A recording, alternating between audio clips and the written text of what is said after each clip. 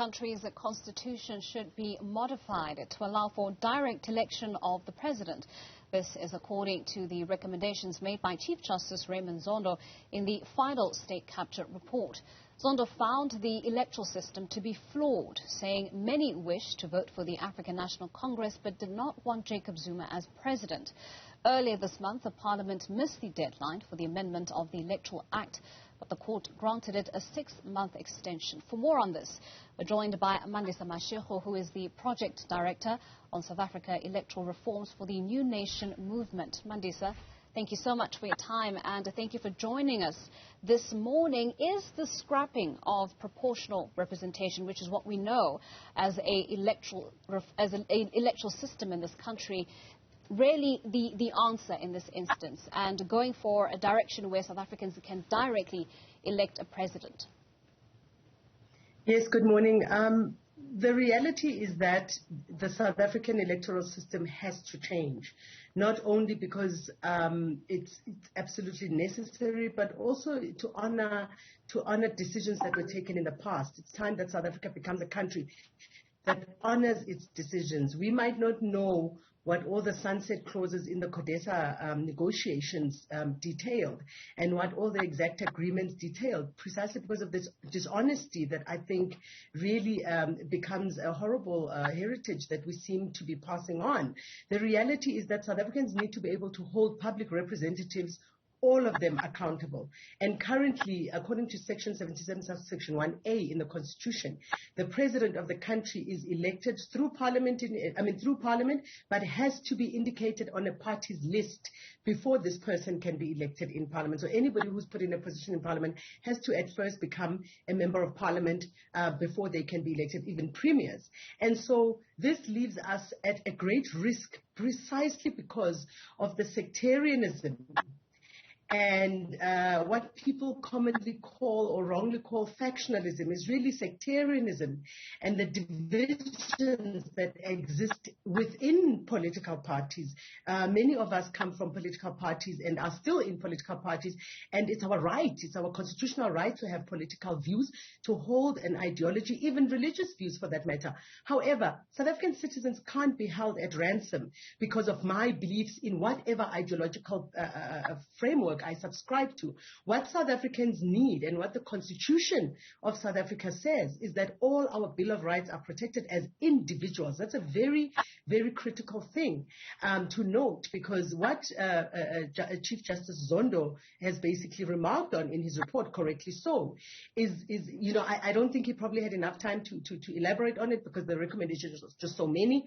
However, the point he's trying to make is that South Africans should be able to have recourse should we discover that we have a public representative who is just not, who's a criminal basically, right, and who is not ethical and who is not upholding the constitutional obligations of their office, and also their obligations to the citizens of South Africa and not members of their political parties. Well, Mandisa, the system as we know it, the proportional representation arrangement that we currently have, was never meant to be the final arrangement. We know that after the 1999 elections were held, there was work conducted to start the sort of electoral reform that South Africa would then need. So why has it taken it so long? If this issue around electoral reform has always been on the table, it does seem that electoral reform has joined the list of other significant changes that South Africa needs, like land reform. So what has been behind the slow pace of change? And we'll get to the 2020 Constitutional Court judgment in a moment, but perhaps just talk to us about the slow pace of change that we're seeing. Well, we all know how, tempting the vestiges of power can be to hold on to once you taste them. We all know that power corrupts, and absolute power corrupts absolutely. So the African National Congress, for instance, were part of the CODESA negotiations, as I mentioned earlier. This decision was taken at the CODESA negotiations. It's not a decision that was taken during the first government of the democratic dispensation between 94 and 99. No, it was a decision, it was one of the sunset clauses which I mentioned earlier. And so my belief and my firm opinion is that once the ANC had tasted power, they obviously, started to find loopholes in the system. One of them being, like I said, not communicating to the citizens of South Africa what the sunset clauses entailed in the CODESA negotiations.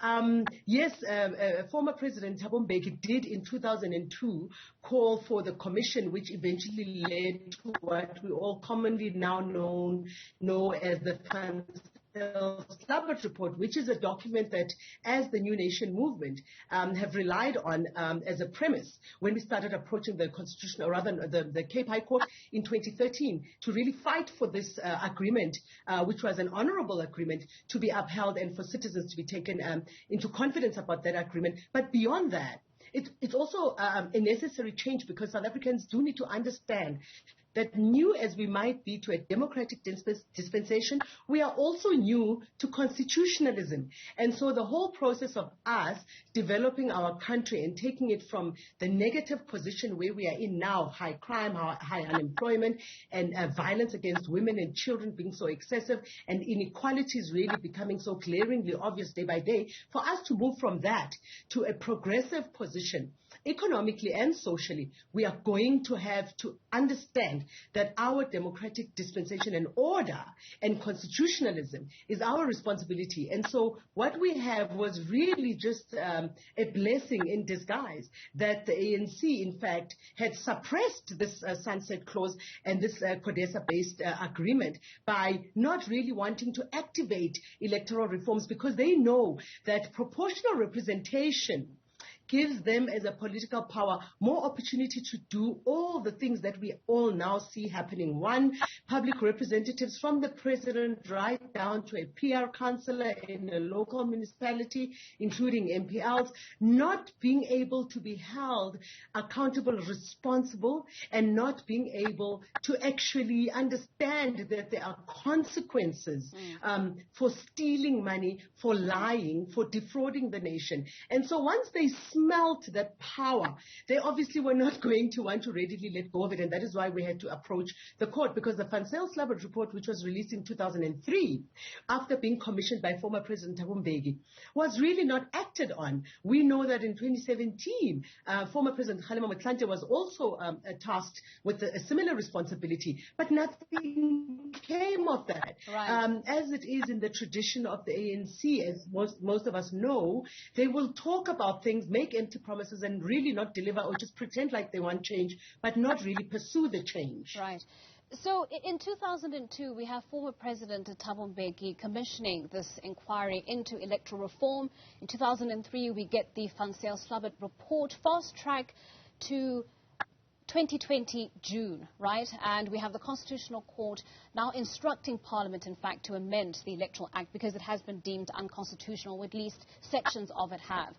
We learned, of course, this year, not so long ago, that Parliament has, in fact, missed that deadline and requested an extension. Your thoughts on those developments, and whether or not you think this is likely to negatively impact the 2024 elections? Yes, no, certainly it will, but more than anything, it's going to negatively impact the citizens of South Africa, who are basically robbed of an opportunity which is really almost 30 years late. Remember when former President Nelson Mandela vacated his office in 1999, he also mentioned this in his exiting speech, that the electoral reforms must happen because the decision was that only for the first 5 years, 1994 to 99, should the 100% application of proportional representation in the electoral system be relied on. And so the reality is that the citizens of South Africa, as usual, are the ones who are compromised, and we, as the citizens of South Africa, whether native citizens or settler citizens, are the ones who basically have to bear the brunt of the incompetence and the corrupt and dishonest mentality that the current government has been conducting itself over the last almost 30 years. The reality is that Parliament has now been given that 6 months extension to do the necessary. However, as the New Nation movement and the Citizens Parliament entity and all other smaller political formations systems that support constituency-based systems and greater accountability, transparency, etc.